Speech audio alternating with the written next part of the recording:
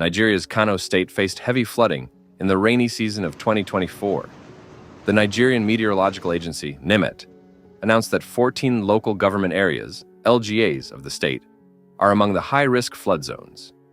These areas include Rimangado, Tofa, Kabo, Madobi, Garum Malam, Bebeji, Rano, Dawakinkudu, Warawa, Wudil, Sumaila, Ajingi, Kura, and Dala. This flood disaster caused extensive damage due to heavy rains and river flooding. Following NIMET's warnings, many areas in Kano state were flooded. Roads and bridges were largely destroyed by the floods, while thousands of homes were damaged. The rapid rise of floodwaters destroyed large areas of farmland, and many farmers lost their crops. People were forced to leave their homes and evacuated to safe areas.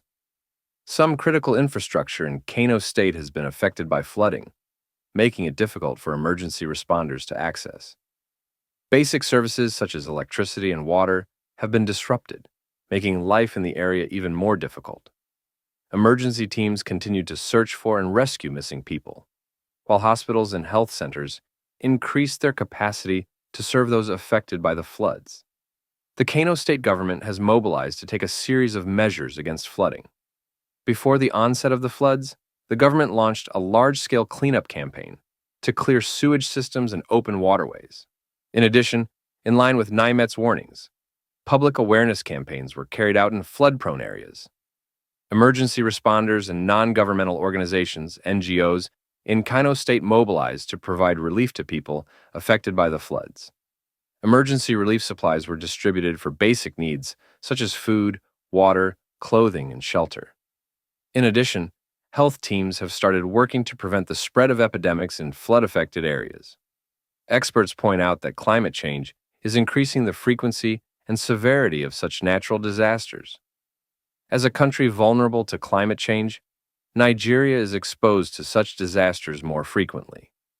The government and the international community must take more decisive action to combat climate change, as well as build more sustainable and resilient infrastructures to reduce the impact of similar disasters in the future. In conclusion, the massive flooding in Kano state has severely tested Nigeria's capacity to cope with climate change and infrastructure deficiencies. Long-term strategies need to be in place for both government and society to become more resilient and prepared. Public awareness and international cooperation are crucial to minimize the impact of such disasters. Don't forget to subscribe to our channel and turn on your notifications to get more information about current information and aid. Stay tuned for the latest news and developments.